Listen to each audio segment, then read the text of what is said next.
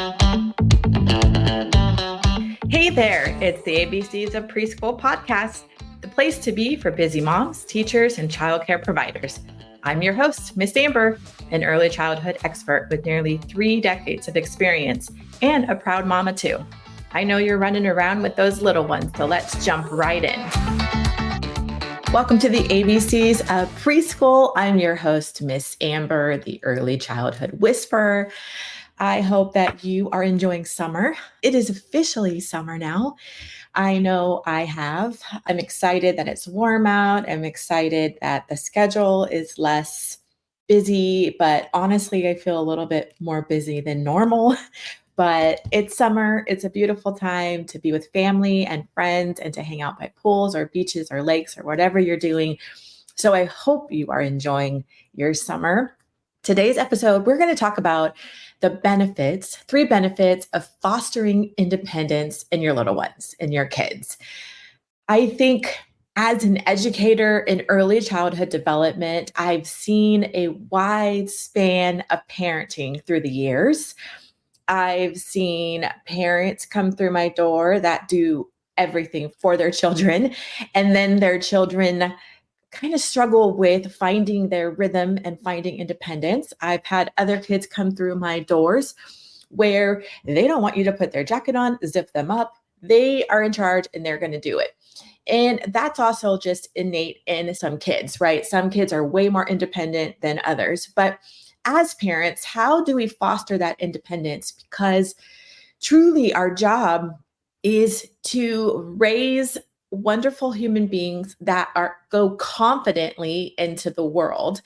And there's a lot of research coming out and a lot of science that there is so many benefits of raising kids, our children, to be independent and to have them do things on their own, to build confidence and to walk and move through this world feeling good about themselves. So we're going to dive in. I'm just going to share a little bit of my personal background with how I raised my kids. And it's kind of exciting now because I'm on the other end and my kids are all officially adults. And now as I look back, I can see like what worked, what didn't work.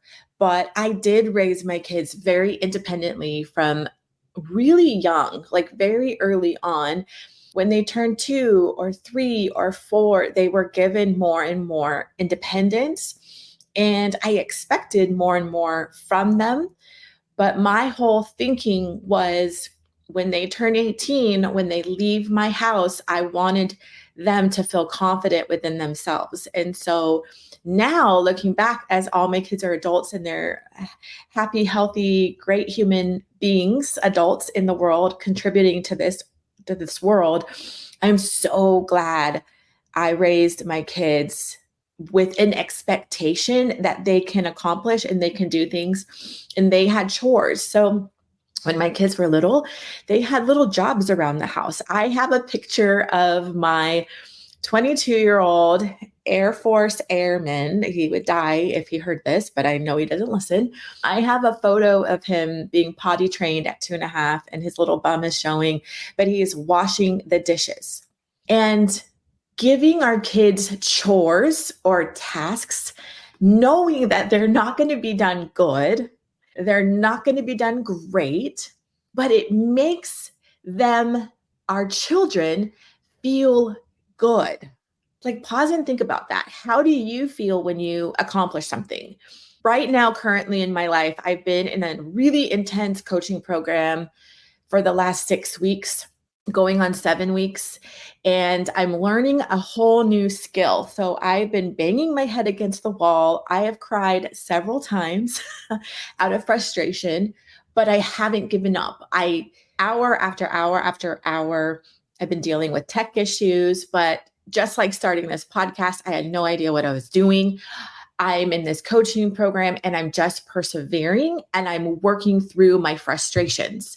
It's good for our children to work through their frustrations, because the other day when I got to the point in my class, in my coaching program, where it was time to implement everything that I've learned, when I was done recording and done doing all these things that I've worked so hard on the last few weeks, I literally was jumping up and down screaming. Nobody was in my house. I was screaming for joy for myself because I'm my own cheerleader. And we want to raise our kids that they too can be their own cheerleader. But when they're little, when they're, 0 to 5 in kindergarten, first grade, when they're young kids, we are their cheerleader. It is our job to be their cheerleader. So it's our job to give them tasks that's not super hard for them. They need to be age appropriate, but we want to stand next to them and see them cheer. We cheer them on so they can learn that when they finish something, when they work hard for something, they're going to feel the warm and fuzzies. They're going to be excited. So I want to encourage you guys to not shy away from giving your kids jobs, tasks, projects around the home. I think it's important. I think for a minute, there was a lot of kids coming through my schools that for a minute, the pendulum swings all the time, right? Like different generations, it swings. And I think for a moment that I saw in my schools, a lot of little ones were coming in with very little skills. Some couldn't even feed themselves, use forks, spoons. So I think we all have to step back and think, how are we raising this next generation? And we want to raise our next generation so they stand strong on their own 2 feet, that they're confident within, because we all know that the noise in the world, social media in this world, they need as much confidence as possible to stand strong in this world and today's society. So I encourage you to not shy away from allowing your kids to put their jacket on themselves, get dressed by themselves, pick out their own clothes by themselves, do their hair by themselves. I don't care if it's sticking straight out. They will feel accomplished. And as their confidence grows, they're going to want to do more and more and more. And it's also teaching them so many skills for life. My kids had chores, they had jobs. So when I was growing up, actually, let me back up a little. When I was growing up, I was friends. One of my really good friends was one of 11 kids. And they, at 15, this family, I remember at 15, when they turned 15, they were responsible to buy all their stuff from that going forward, like their clothes, their shoes, whatever. They all had to get jobs and they had to help provide for themselves.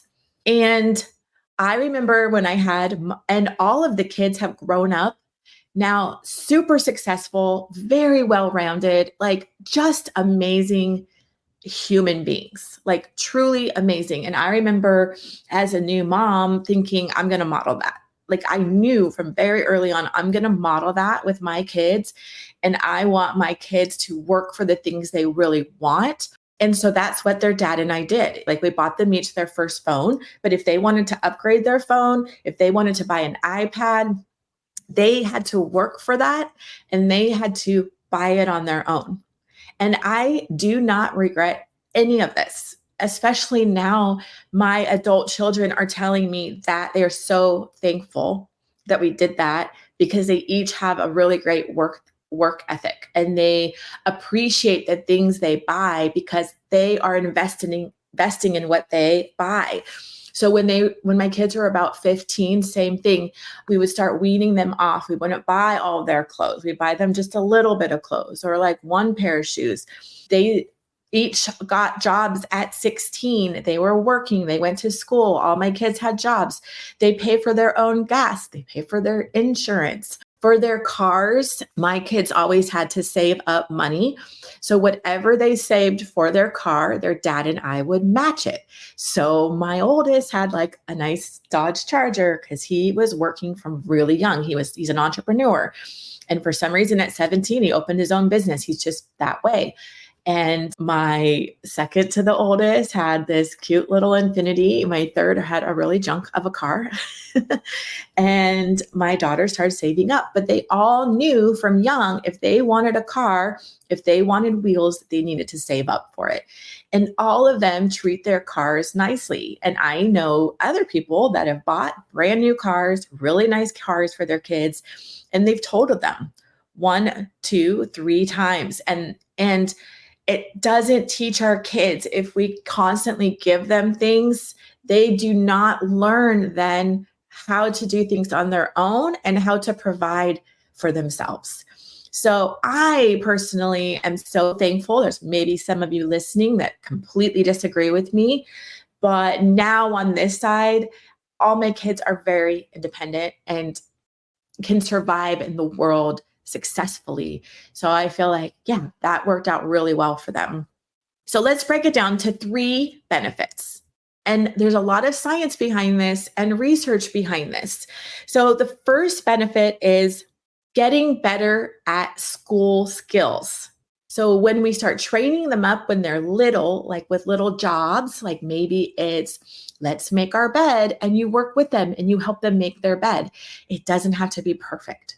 And you don't have to go and say, oh, that's not a really good job. They try their best and you say, way to go. Because when they start doing things on their own, they practice skills that will help them actually in school. Because if they start learning how to make their bed, and if they start learning how to, when they have their cereal, they go help, they have a little step stool and they wash their dish. Guess what? When they go to school and they're doing a paint project and they're responsible to washing paintbrushes or put things away, they already know how to do it. And they're confident in themselves to complete tasks for schools. Even if you're thinking about homeschooling, because I have been talking to a lot of people lately, and there's a huge trend on homeschooling, it's still schooling and it's still learning different skills. So all of the learning that we do with our kids, it doesn't always have to be academics.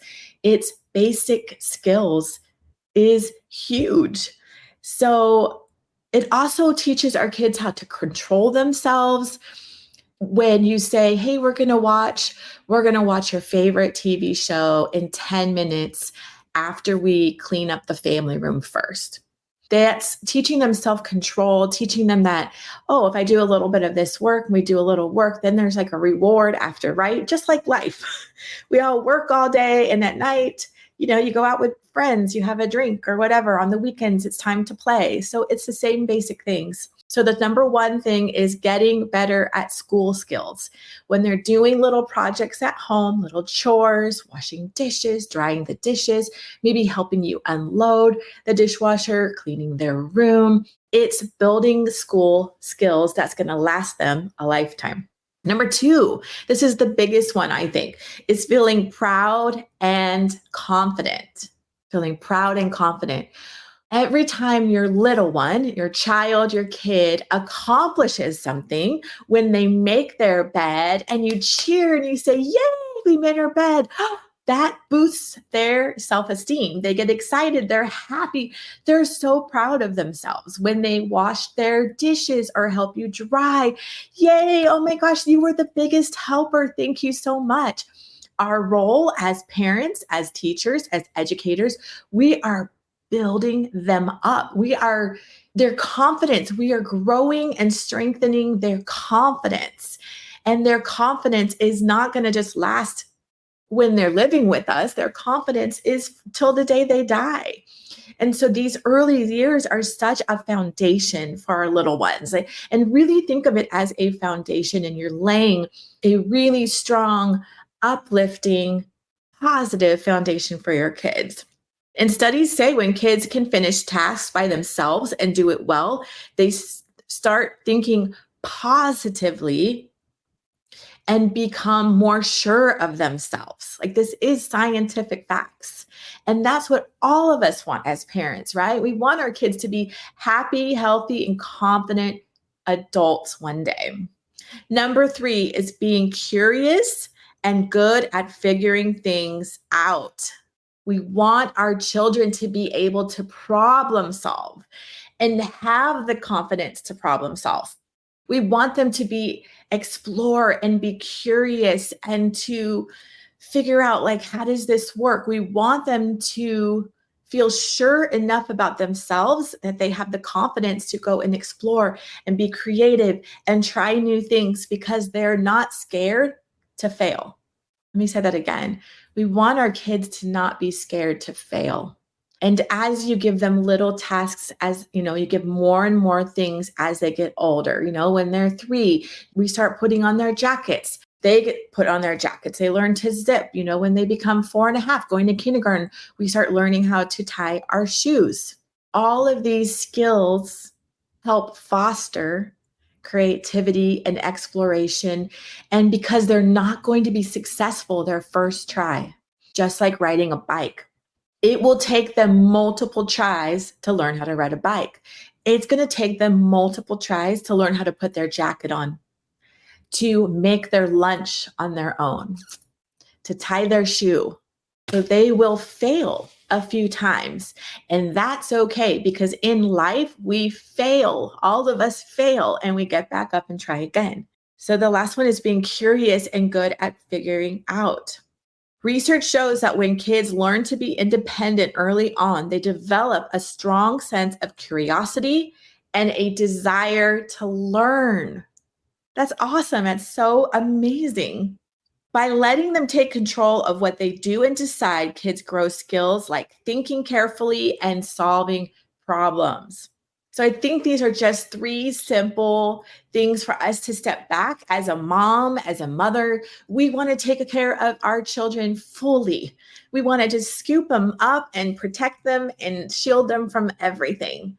But the reality, as a parent, as a mom, as an educator, our job is to teach them and train them up so they can then go into the world confidently. And then when they're a parent, they learn to train their kids up.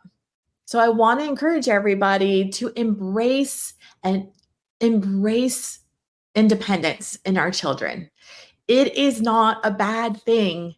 It's not a bad thing for them to do jobs around the house, to save up money, to buy the things they want, because they're going to treat it way better than if we just hand them everything. And I'm proud. I'm going to do a little brag, but now that I've got them all to adulthood, and I can finally say I did it. And I'm really proud of my kids and how independent they are, how all of them hold down awesome jobs. They financially provide for themselves. And I think it was a good thing. It's a really good thing, and I'm proud. So our little ones, your little ones, and it started with my kids when they were little, making their bed, washing their dishes, pouring their own cereal, all age appropriate. The older they got, a little bit more.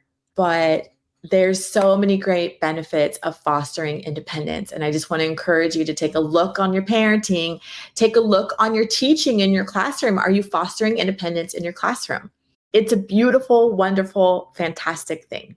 You guys have a great, fabulous week ahead. Thank you for joining me. Visit me at thelovingstartway.com. I'm on all the socials at Loving Start Way, and I will see you next week. Remember to wish it, dream it, do it.